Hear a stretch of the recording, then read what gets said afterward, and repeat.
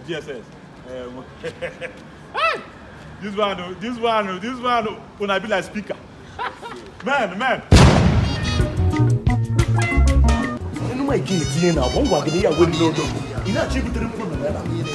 Oh, get it on a battery.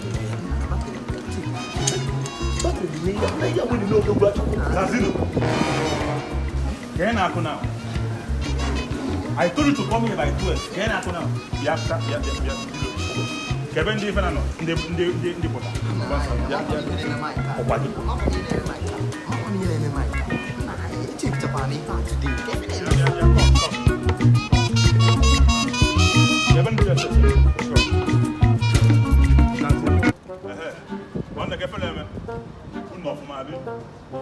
Listen to me very carefully.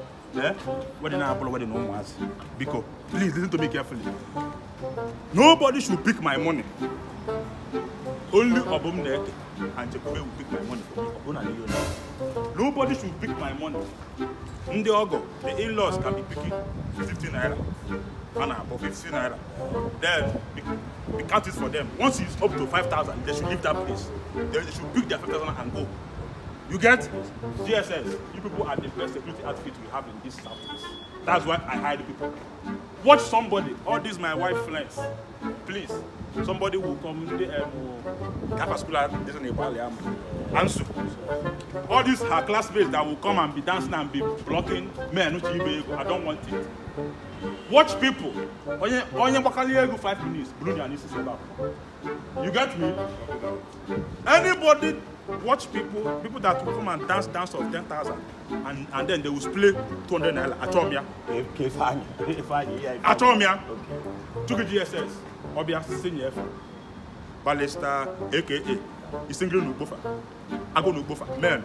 Because yes. Then gift, Beloma announcement gift.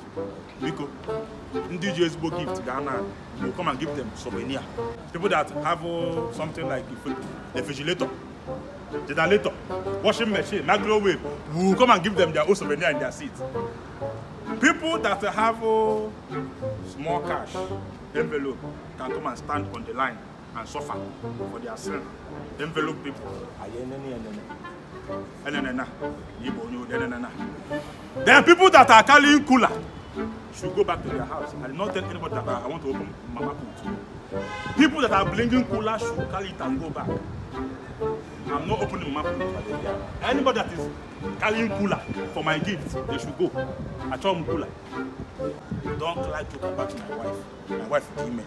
Don't like to talk about her. Don't like to talk about my wife or the email. Except now your balance.